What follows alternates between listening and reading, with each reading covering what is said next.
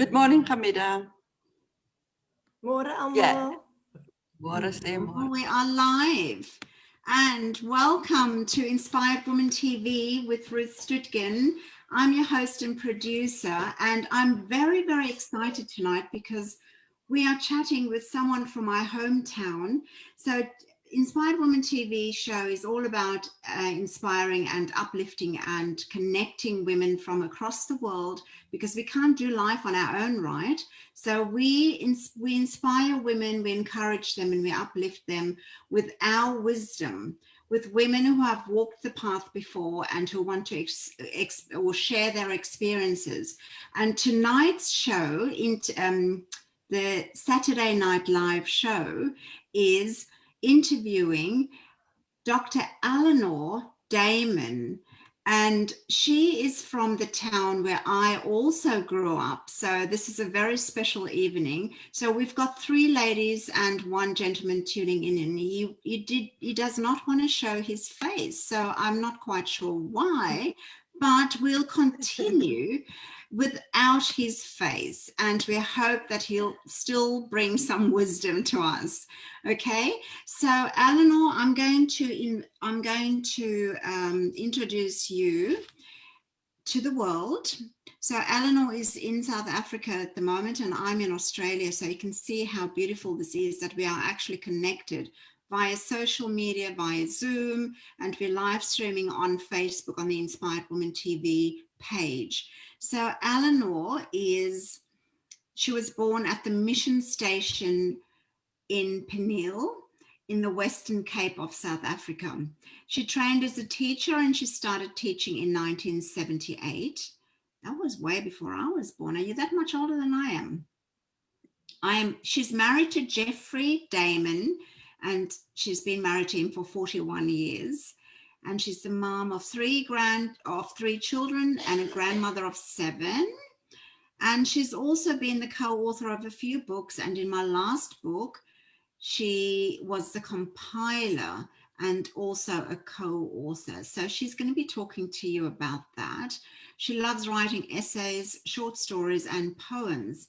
And she loves to travel, walk in nature, watch television, dramas, and to do handcrafts. So welcome, Eleanor. Thank you so much for taking the time out. I know we're in different time zones. So for you, it's around lunchtime.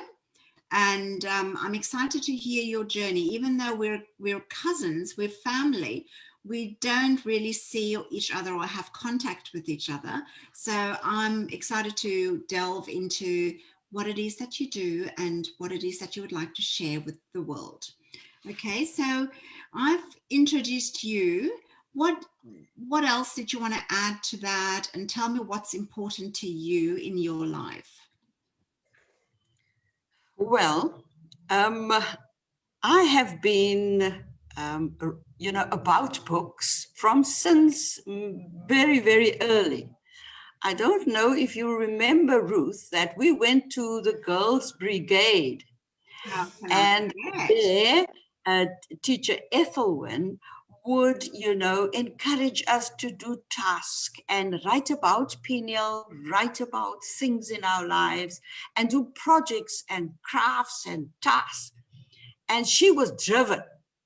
And, she's part of the 12 ladies that wrote the book on our careers.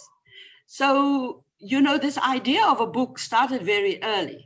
And I cannot for the life of me find the book that I did in the brigade because I've moved a few times. So, with scaling down, I might have thought, this one is not going with me. Mm-hmm. However, when we talked about doing the cultural history of Peniel, Mr. Matty was the one that was part, and maybe the leader, I'd call him, of the group. And the book that we produced was called Peniel en sy Mense. Now, this is a beautiful copy. You cannot see the title so well, but you can see that this was the first project that I was co-author in. And I was abroad when this book was launched. I was teaching in China and in 2008, and I had to come back especially for the launch. So that was a big thing for me. It's my first launch ever. So then the bug bit me. And so now, after many years of studying since 2010, I registered at the University of Stellenbosch. I was in the sixth gear, I'd say, into having to complete my study, but also turning the study into a book. And this study was about the Seister family, of which you and Hamida and Mr. Meti is also part of. And before I could graduate, I introduced, and with Hamida and two other cousins, this book. It's in English and in Afrikaans, and it is called Van Toekomst tot Nou. So this book starts in 1844, and it took 11 generations of Seister people and more than 10,000 people in that book as a genealogical study. So this book can be seen in the museum. If you're a Seister and you want to find your name, you can ask Sandra there. She will gladly tell you what your number is. I have and the book. Family number. Yes. And you can all it. Yeah. So yes. So exciting. Yes, so I have sent the book to Ruth, and Ruth, you also have the book in English. So if your Afrikaans has jumped off, then at least you can go and see, oh, this is what it means in English. Yeah. So having done that, we were also worried about my mom's family, my sister and I, and a cousin of ours. We said, but if we're going to do the Seister family, we need to do the Smith family as well. And it wasn't very difficult to do that, because with my mom's family, we were very closely connected. They were 10 children, and we knew the children, we knew their children, and we went to Namaqualand maybe every holiday, especially in the winter time. When it was cold and wet in Pineal, it was dry and a little bit warmer in Namaqualand.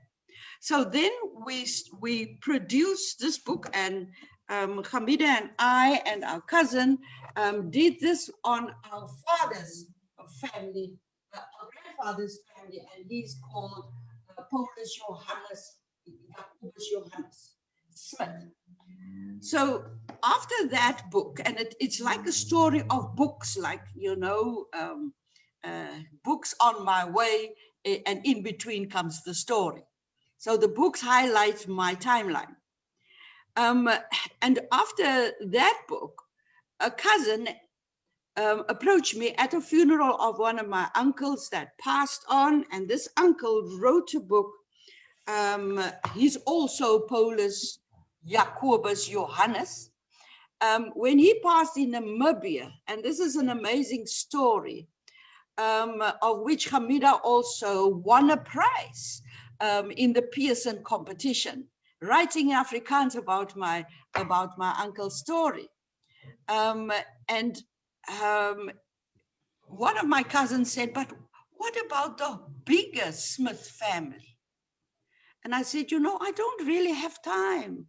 And after I've completed my academic study, I phoned him and said, Johan, I have time now. And so we embarked on this journey of documenting the 16 children of my Opa Koos, who lived in the Cordonia area. And then we published this book. It is called The Smith Family Comes Home. That's in English, but because we're mostly Afrikaans speaking, is The Smith Family Kom Huis Toe. You're a very busy writer, aren't you? I don't know if I'm busy. I'm just doing the next right thing. Yeah. So the question that begs me is that I'm part of 4 families, right? I'm a Seister, I'm a Kannemeyer, I'm a Smith, and I'm a Kluti. So in 2005, my sister Marlene that passed on, we had a family reunion of the Kannemeyers. I don't have that booklet with me, but that's also in book form. That we had this big reunion in Pineal there, you know, on the sports fields, and we played games and we went crazy and we connected so well as a family. So you see, Ruth, that mostly of my itch is being scratched of getting the history of my families. That's amazing. And so, yes, and so now in between, I realized that I can also write little stories, you know, not those long academic ones, not documenting genealogy, but I went to a different genre, and that's short stories or travel stories, and also poems. The poems is a little bit difficult, and that is the forte of my sister. She loves poems, and every time I see or hear the word poem, you know, I feel a little bit unsure of myself. But when she goes ahead, then I'm so happy for her, and then I cheer and champion her. I then was part of this Voetspore. And Mr. Matty, that's very quiet now. Mr. Matty was the compiler of this. Eleanor? Yes. What is Voetspore? Voetspore is footprints like in the sand. And you see that this Voetspore, thank you for asking, because I'm sure that the rest of the world won't know what that's why is. I Thank you. Yes. That this is, you know, whatever we wrote and came from the top of our heart that we have maybe never published. We had a workshop in Pineal at the museum where Diana Ferris came, and she, you know, shaved us and formed us like clay. And in the end, we had this as a product. And then... Can I just interrupt? Yes. So this Voetspore, is it your latest project where you have teachers in there as well, or what is? Yes, I will come to that part now. This is the book that we are talking on. And this is the book where, you know, having taught for 38 years, you know, my story needs to get out. And I was looking for teachers, maybe hundreds I asked. I like to enlarge a little bit to make it look very important. But I asked quite a few people. And I asked many, and many said no, but I landed up with 11 that said yes. Maybe I bullied my sister a little bit in having to say, you have to say yes. And that's why she was part of the project. We started in 2019, in November, and we finished in June 2020. So it's maybe just over 6 months. Yeah. And it was a crazy roller coaster ride. Having to manage the project where, you know, 12 knowledgeable people had different ideas, and being so different in just every way. The way that they write, the way that they think, the way that they think things are important, the way that they wanted the name of the book in 11 different kinds of ideas. The cover page was, you know, also, we debated on it and we got it right. And in the end, we had a publisher, and we, up to now, are self-publishing. And we have sent more than 200 books out to people to read.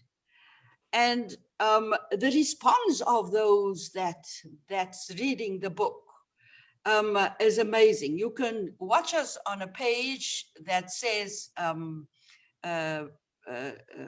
Teaching a Noble Calling on Facebook, and you can see the response. Hamida's also talking in Afrikaans about her journey, and Connie is talking in English about her journey during the project.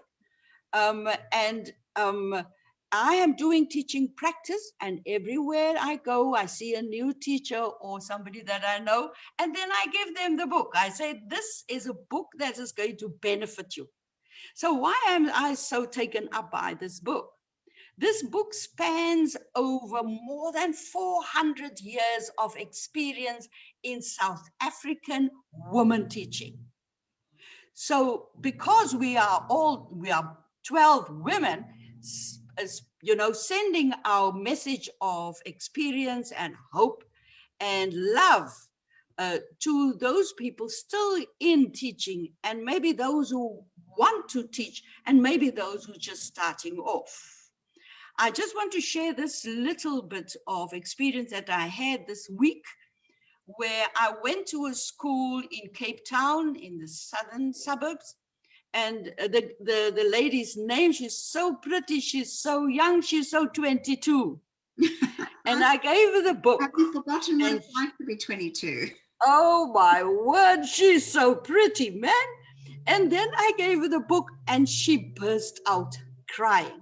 Now, because of COVID, I couldn't hug her and say, you're going to be okay. I just, across the table, 2 meters, I said, you are going to be okay. You know, it will go away. You are excellent. And this is the message that I keep on sending to those out there in the field. And then her response was, madam, I'm not crying because I'm sad. I'm crying because I'm very grateful that eventually somebody can say, how am I teaching? The way that I'm teaching, and could tell me, you know, go this way and not that way. I think that is brilliant. So having assessed her was my gift, the response, but also the gift that I could give her of the different ways that our teachers in the book has given advice, has given, you know, hope to those that's out there. Oh, that's amazing. That's really interesting because, you know, I was laughing before when you were talking about the different personalities and the different styles of the women, of the authors. And it's quite incredible because I've been part of a co-author of a book as well, a compilation. I spearheaded one, and I am just recently I've been part of one, and it's very interesting when you have so many personalities coming into one thing. I can see you smiling, and and it can be it's very daunting, and in hindsight it's you have to laugh about it, but whilst you're in the thick of it, it can become very stressful. Is that right? I think, Ruth, the two ladies, they can attest to it because they were with me. This whole project was alive on WhatsApp. So whatever I did the drive of, I would, you know, early in the morning, late at night, be on WhatsApp and driving them crazy. So if you could ask one of them to say something, then it would be best as for me to lie again. Okay, I will get to that. So you told me who inspired you as a child and also as a woman. And she was also a person that actually inspired me very much. Ethelwyn Peterson, Auntie Ethelwyn, we all call her. And and you obviously inspire women and young teachers and everybody around you, I think, who's into writing, who can learn about putting their thoughts onto paper. And I find that so important, and it's leaving a legacy, I believe. We leave a legacy for people to find out about what we are or what we went through, what we would encourage others to go through, because sometimes we think that we have to invent the world, but it's not the case, right? Why invent everything when we can just follow in the footsteps? We still make our own experiences, but we can still follow in those footsteps of women and men who have walked before us. Okay, so I'm very grateful that you shared all those, and I feel I feel very honored to have such incredible talent where I come from, and especially when it comes to the women. And I know there are very talented men as well, but when it comes to women, it's really good to be able to see that we have risen, and that we keep rising, and that we stand our ground, and that we are there to encourage and empower and inspire those that go after us. Okay, so I'm going to ask one of you ladies to tell me what in this project, what is the book called again? Teaching a Noble Calling. Can you tell me what was the highlight for you whilst writing this book? And I want you to just be very short and sharp, because we're almost coming to an end again. I'll pick one in a moment, but I'll get you both thinking. So it won't be you, Eleanor, because you've had the stage already. What is the one highlight that you can think of when you were writing this book? And I'll go to you, Connie.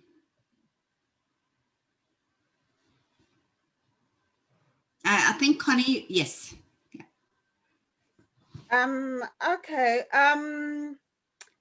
I would say that the highlight for me was going back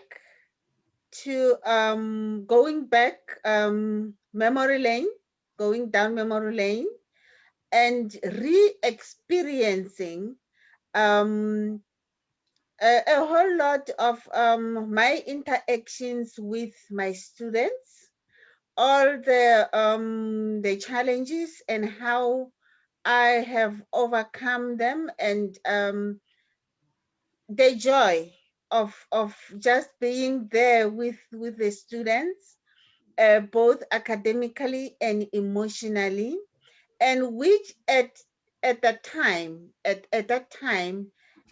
appeared to be so trivial, but now re-experiencing that gave me the opportunity to re-feel it and appreciate all the moments that I have been in contact with my students. Oh, that's amazing. So it was good for you to just get back into. How long have you been teaching? Sure. I started in 1987, so I was quite young. I was 20, 21. I just turned 21 actually. Okay. So I was quite young, and yeah, it just all came down, just filtered into my ink, but while I was typing, so it just filtered into my keyboard, and sure, what an experience. That's amazing. Thank you. Thank you so much for sharing that. Now, the next question, I'm going to go down the other end of the scale, okay? So, Hamida, what is the worst thing of this experience? And you can be as honest and as open as you like. You'll have to unmute yourself. What is the worst experience? And I know we're going to sandwich that, okay? We had one highlight, we're going to have something bad, and then we're going to end it off with another highlight, okay? So what is your worst experience of this project? Being bullied into this project by my sister. But in the end, I recognized that being bullied was the best thing, because I couldn't say goodbye to a vocation that my whole life worked for. And it was difficult to cut off the strings, the apron strings of teaching, of going to school for 39 years every day, 8 o'clock to be on time, to teach children to be amongst social beings that can bring you up high and down low, and that was just the right thing for me to say goodbye.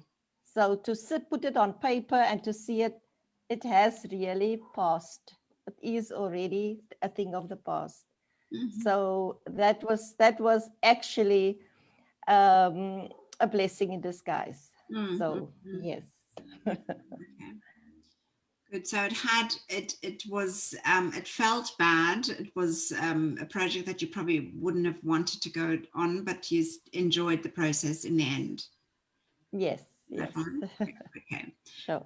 Wonderful. Thank you. So in the last minute or so, Eleanor, is there anything that you want to share with us? You're probably working on a lot of other projects. What is one wisdom that you can share with anyone watching the show or anyone who will be watching the recording? What is one wisdom that you would like to share with those women? Thank you, Ruth, for the opportunity. But I cannot let this slide in saying thank you to Mr. Matty, because Mr. Matty has been one of my mentors.